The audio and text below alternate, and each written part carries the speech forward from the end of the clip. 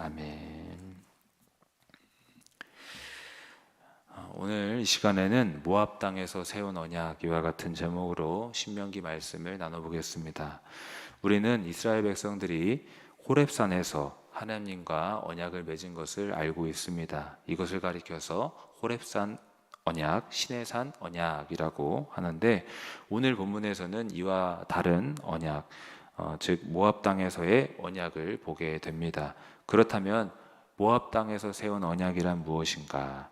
이 언약은 이스라엘 백성이 호렙산에서 하나님과 언약을 맺은 이후 약 40년간 그 광야 유량을 거쳐 드디어 모압 땅에 머물렀을 때 거기서 맺은 언약입니다. 좀 더 구체적으로 말하면 호렙산 언약은 이스라엘이 출애굽한 지 약 3개월째에 호렙산에서 맺은 언약이며, 또 모압 땅 언약은 출애굽 40년 12월에 모압 땅에서 맺은 언약입니다. 그렇다면 이 두 언약의 차이는 무엇인가? 다른 것이 있다면 방금 말씀드린 대로 시기와 장소의 차이가 있습니다. 그리고 또 하나 대상의 차이도 있습니다. 호렙산 언약은 출애굽 1세대와 체결된 언약이라면 모압 언약은 출애굽 2세대, 그러니까 출애굽 당시 20세 미만이었던 자들, 그리고 광야에서 태어난 자들과 체결한 언약입니다. 이처럼 호렙산 언약, 모압 언약은 분명한 차이가 있습니다. 하지만 언약의 내용은 크게 다르지 않습니다. 왜냐하면 모압 언약은 호렙산 언약의 내용을 다시금 확인하고 새롭게 갱신한 것이기 때문입니다. 이와 같은 이해를 가지고 오늘 이 말씀을 잠시 나눠보도록 하겠습니다. 1절을 함께 읽어보겠습니다. 호렙에서 이스라엘 자손과 세우신 언약 외에 여호와께서 모세에게 명령하여 모압 땅에서 그들과 세우신 언약의 말씀은 이러하니라. 모압 땅에서 그들과 세우신 언약의 말씀은 이러하니라 라고 해서 모압 땅에서 세운 언약에 대한 말씀이 설명이 나옵니다. 그렇다면 모압 땅은 어디입니까? 모압 땅은 출애굽한 이스라엘 백성이 광야 40년을 거쳐서 가나안 땅에 들어가기 전 마지막으로 거주하였던 그 진을 쳤던 장소입니다. 요단강을 건너면 가나안 땅이 보이는, 즉 요단강 동편에 위치한 평평한 평지입니다. 이곳에서 하나님께서는 이스라엘에게 말씀하십니다. 내가 호렙산에서 이미 이스라엘 백성들과 맺었던 그 언약을 이곳에서 새롭게 하겠다. 다음 2절을 또 읽어보겠습니다. 모세가 온 이스라엘을 소집하고 그들에게 이르되 여호와께서 애굽 땅에서 너희의 목전에 바로와 그의 모든 신하와 그의 온 땅에 행하신 모든 일을 너희가 보았나니. 보시면 모세가 온 이스라엘을 소집하고 이렇게 기록되어 있습니다. 그렇다면 백성들을 불러다가 모세는 어떤 말씀을 전하고 있을까요? 2절부터 8절까지를 좀 보시면은 출애굽의 기적, 또 이후 광야 생활 속에 하나님께서 이스라엘 백성들을 어떻게 돌보셨는지 그런 내용이 또 있고, 또 적들과의 전투 속에서 하나님께서 이스라엘 백성들과 어떻게 함께 하셨고 어떻게 승리하게 하셨는지 그런 과거의 역사를 회고하는 말씀이 있습니다. 즉 한마디로 말하면 하나님께서 이스라엘 백성들에게 어떤 기적을 베푸셨는지, 어떤 은혜를 베푸셨는지 이런 것을 되돌아봐야 된다라는 말씀을 하고 있습니다. 그렇다면 모세는 왜 이스라엘 백성들에게 이와 같은 하나님의 구원과 은혜의 역사를 회고하고 있을까?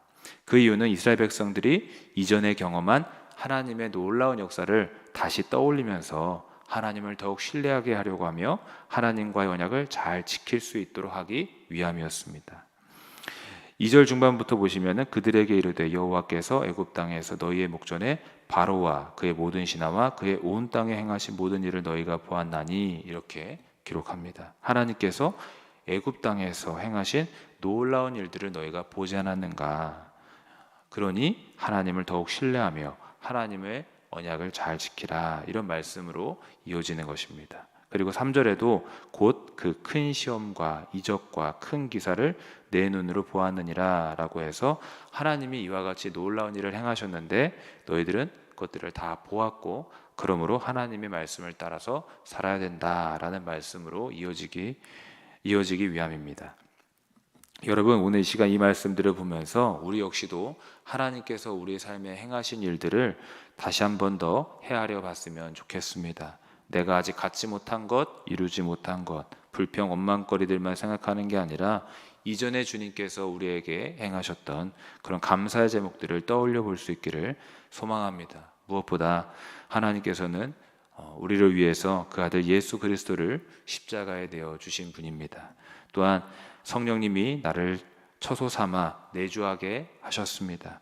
또한 날마다 기도에 응답하시며 특별해 보이지 않아도 일상의 삶을 살아가게 하시는, 항상 은혜 속에 살게 하시는 하나님이신 것입니다. 지난날 하나님께서 우리의 삶에 어떤 큰 은혜와 구원을 베푸셨는지 떠올려 보면서 감사할 수 있기를 바랍니다. 그리고 이스라엘 백성들이 그 은혜들을 기억하면서 하나님 앞에 다시 헌신의 길로 나아가야 되었던 것처럼 우리도 헌신의 다짐을 다시 새롭게 할 수 있기를 간절히 소망합니다. 자, 그런데 4절을 읽어보시면 모세는 이스라엘을 향해 이와 같이 말씀합니다. 그러나 깨닫는 마음과 보는 눈과 듣는 귀는 오늘 여호와께서 너희에게 주지 아니하셨느니라. 무슨 말씀입니까? 그러나 이렇게 시작합니다. 뭔가 반전의 내용이 있다라는 것인데, 어떤 내용이 나오냐면 이스라엘은 깨닫는 마음이 없다는 것입니다. 하나님의 은혜를 받았다. 그러나 이스라엘은 깨닫는 마음이 없다. 이렇게 정리할 수 있습니다. 하나님께서 출애굽의 기적을 통해 놀라운 구원을 베푸셨는데도 이스라엘은 좀처럼 그러나 그 은혜를 깨닫지 못한다라는 것입니다.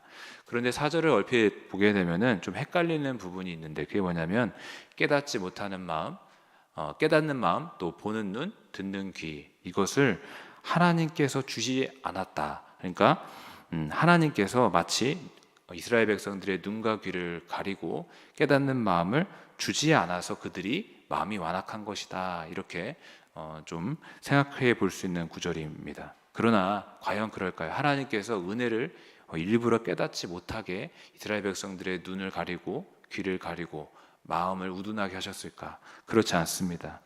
하나님은 항상 은혜를 깨닫게 하시는 분이지 하나님을 보지 못하도록 하나님께서 일부러 그러시는 분이 아닙니다. 따라서 이 구절은 어떤 역설적인 그런 표현으로 생각해야 됩니다. 다시 말해 하나님께서 이스라엘 백성들의 눈과 귀를 가렸다고 이렇게 생각할 게 아니라 이스라엘의 마음이 강팍하고 완악해서 하나님의 은혜를 깨닫는데 둔하다. 하나님을 보는 눈과 귀가 열리지 않았다. 그러니까 하나님을 탓할 게 아니라 이스라엘의 완악함이 문제다라는 것을 표현하는 그런 역설적인 표현으로 우리가 생각을 해야 됩니다. 여러분, 저는 저와 성도님들께서 이와 같지 않기를 간절히 소망합니다. 하나님의 은혜를 깨닫는 마음과 또 보는 눈과 듣는 귀가 활짝 열릴 수 있기를 소망합니다. 그래서 그 은혜 안에 머물며 또 하나님의 언약 안에 머물며 감사함과 신실함으로 주님께 순종하며 살아갈 수 있기를 간절히 소망합니다.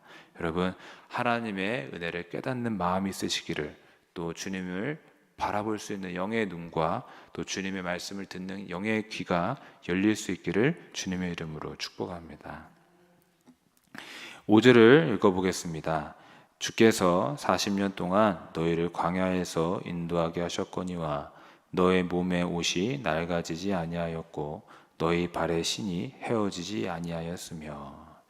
5절 역시 이스라엘에게 베푸신 하나님의 은혜가 기록이 되어 있는데, 여기서는 그 광야에서의 기적이 나옵니다. 앞에서는 그 출애굽의 기적이 나오면서 보라, 하나님의 이와 같은 기적이 있지 않느냐라고 했었는데, 여기서는 광야에서의 기적, 즉 광야에서 이스라엘 백성들이 하나님의 은혜를 경험했던 일을 기록하고 있습니다. 그렇다면 어떤 광야에서의 기적이 기록되어 있는가? 물론 불기둥과 구름기둥과 만나와 또 여러 가지 기적들을 우리가 기억해낼 수 있는데, 여기서는 특별히 너의 몸의 옷이 낡아지지 아니하였고 너의 발의 신이 헤어지지 아니하였으며 라는 표현으로서 그동안 하나님께서 40년 동안 돌보셨다라는 말씀이 기록이 되어 있습니다. 뿐만 아니라 6절에서도 역시 하나님께서 광야에서 이스라엘을 돌보셨다라는 내용이 나옵니다. 6절을 보시면 너희에게 떡도 먹지 못하며 포도주나 독주를 마시지 못하게 하셨음은 주는 너희의 하나님 여호와이신 줄을 알게 하려 하심이니라 라고 해서 광야에서 하나님께서 그들을 어떻게 돌보셨는가, 은혜를 베푸셨는가를 기록하고 있습니다. 그런데 좀 더 보시면 궁금한 게 떡, 포도주, 독주를 마시지 못하게 했다는 게 어떻게 은혜를 받았다라는 것이냐, 이렇게 생각할 수 있겠습니다. 식량을 얻지 못했다는데 그거는 은혜를 받은 게 아니라 은혜를 못 받은 게 아닌가, 이렇게 생각할 수 있다라는 것입니다. 그러나 이 말씀은 은혜를 못 받았다라는 게 아닙니다. 비록 직접 농사를 짓고 떡을 생산해내지 못하고 포도주나 독주를 마시지 못했지만은, 그렇지만 하나님께서 광야에서 그들을 어떻게 먹이셨습니까? 하늘의 문을 열어서 하늘의 만나를 내려주셨던 것입니다. 즉 광야, 아무것도 없는 땅에서 하나님께서는 계속 공급해 주셨던 것입니다. 이것은 기적 중에 기적이었습니다. 여러분, 사방팔방 다 막혀 있어도 하나님께서는 하늘의 문을 열어주셔서 만나를 내려주시는 공급자이심을 이 시간 다시 한번 기억할 수 있기를 바랍니다. 삶의 자리가 광야와 같이 척박하고 험난하다 할지라도 하나님께서는 하늘의 문을 활짝 열어주셔서 그분의 은혜로, 그분의 것으로 채워주시는 것입니다. 여러분, 하나님의 이 공급하심을 믿으시면서 항상 살아가시기를 주님의 이름으로 축복합니다. 그리고 이와 같은 기적을 이스라엘에게 허락하시면서 하나님께서 원하셨던 것은 무엇입니까? 하반절에 보시면, 중반부터 보시면 주는 너희 하나님 여호와이신 줄을 알게 하려 하심이니라 라고 합니다. 이 말씀처럼 여호와가 참 하나님이심을 이스라엘로 하여금 알게 하려고 하셨다라는 것입니다. 여러분, 하나님께서 은혜를 베푸시는 것은 하나님이 하나님 되심을 증거하시기 위해서, 하나님께서 자신의 영광을 나타내시는 것입니다. 즉 이스라엘 백성들이 하나님을 정말 자신들의 주인으로 삼게 하려고, 정말 하나님을 하나님으로 모시게 하려고 이와 같이 자신의 영광을 나타내셨다라는 것입니다. 여러분, 아마도 우리가 생각해 보면 하나님께서 우리에게 주신 은혜를 많이 기억할 수 있을 것입니다. 하나님의 영광을 경험했던 것들을 헤아려 보실 수 있을 것입니다. 그런데 그렇게 하나님께서 자신을 나타내셨던 것은 이와 같이 우리가 하나님을 하나님으로 모시게 하려고, 하나님을 나의 구원자요 나의 주인으로 모시게 하려고 우리에게 그를 나타내어 주셨습니다. 여러분, 이와 같은 하나님의 목적을 기억하시면서 받은 은혜들을 기억하며 하나님을 하나님으로, 나의 주인으로, 나의 구주로 인정하시며 나아가시기를 주님의 이름으로 부탁드리겠습니다. 그리고 이제 7절을 또 읽어봅니다. 너희가 이곳에 올 때에 헤스본 왕 시온과 바산 왕 옥이 우리와 싸우러 나왔으므로 우리가 그들을 치고. 7절에도 역시 하나님께서 이스라엘에게 베푼 구원의 역사가 기록되어 있는데, 특별히 전쟁에서의 승리를 말씀하고 있습니다. 아모리 족속 헤스본 왕 시온과 바산 왕 옥을 이기게 하신 사건이 나옵니다.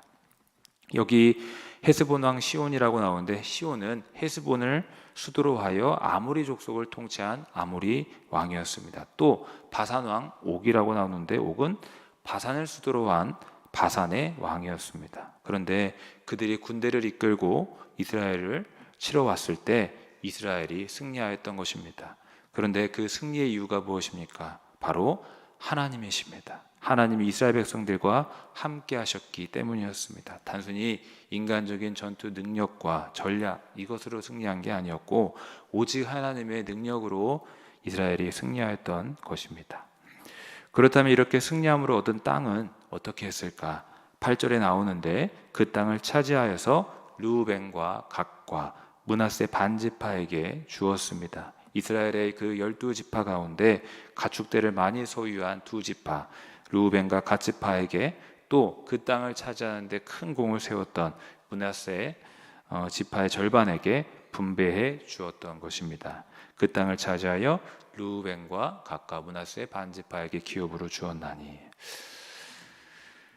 지금까지 이제 본대로 모세는 하나님께서 이스라엘과 함께 하신 지난 역사들을 회고했습니다. 출애굽의 기적도, 광야의 돌보심도, 전쟁에서의 승리와 땅의 소유, 이렇게 하나님께서 이스라엘 백성들에게 행하신 일들을 이스라엘 백성들에게 다시금 이 모압 땅에서 회고하고 있습니다. 그렇다면 이와 같은 은혜들을 왜 나누고 있을까? 그 이유는 다시 말씀드리지만 하나님의 그 은혜를 기억하고 하나님의 언약 안에 다시 머물며 다시 하나님께 순종하게 결단하게 하기 위함이었습니다. 그 말씀이 마지막 9절에 기록되어 있습니다. 9절을 읽어보겠습니다. 그런즉 너희는 이 언약의 말씀을 지켜 행하라. 그리하면 너희가 하는 모든 일이 형통하리라. 보시면 그런즉 이렇게 시작이 됩니다. 무슨 의미인가? 그런즉 이제 어떻게 해야 된다? 하나님의 언약 안에 머물며 하나님의 언약의 말씀을 지켜 행해야 된다라는 것입니다. 그리고 그렇게 순종하며 주의 언약의 말씀을 지켜 행할 때 너희 하는 일이 모든 일이 형통하리라 라고 기록되어 있습니다. 여러분, 이 시간 삶의 형통이 평안히 하나님께 달려있음을 믿으시길 주의 이름으로 축복합니다. 생사화복을 주관하신 하나님께 소망을 두고 하나님의 말씀을 따라 사는 것, 그것이 형통의 근원이 되는 것입니다. 따라서 항상 주 안에 머무시며 그 언약 백성답게 언약의 말씀을 따라 살아가시기를 주님의 이름으로 축복합니다. 그리할 때 형통의 역사가 우리의 삶에 충만하게 될 줄로 믿습니다. 말씀을 정리하면서 이스라엘은 가나안 땅 입성을 앞두고 요단강 동편 그 모압 평지에서 하나님과의 언약을 다시 갱신합니다. 그리고 이 모압 땅에서 언약을 그 시간에 이스라엘 백성들은 그 무엇보다 하나님의 놀라운 이전의 구원의 역사를 다시 회고해 보았습니다. 출애굽의 역사와 광야에서 먹이시고 돌보셨던 역사, 또 어려운 그 전쟁의 시간에 하나님께서 그들로 하여금 승리하게 하셨던 역사들을 다시 돌아보았습니다. 여러분, 우리도 언약 백성답게 다시 한번 하나님과의 언약을 기억해 볼 수 있기를 바랍니다. 하나님께서 나에게 어떻게 큰 은혜를 베푸셔서 내가 하나님의 자녀가 되었는가? 예수 그리스도께서 십자가에서 흘리신 그 피로 말미암아 하나님과 새 언약을 맺고 하나님의 자녀가 되어서 하나님의 나라를 바라보는 주의 백성이 되었다.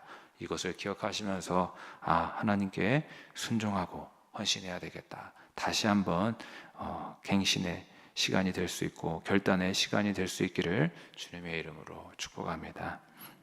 기도하겠습니다. 살아계신 하나님 감사합니다. 날마다 구원의 은혜를 베푸시며 회복의 역사를 베푸시며 선하신 길로 인도하시는 주님을 찬양합니다. 항상 베푸신 은혜들을 기억하며 항상 순종함으로 결단함으로 자원함으로 감사함으로 나아갈 수 있는 언약 백성들이 되게 하여 주시옵소서. 언약의 말씀을 따라 순종함으로 형통의 역사도 충만하게 하여 주시옵소서. 감사드리옵고 살아계신 우리 주 예수 그리스도의 이름으로 기도하옵나이다. 아멘.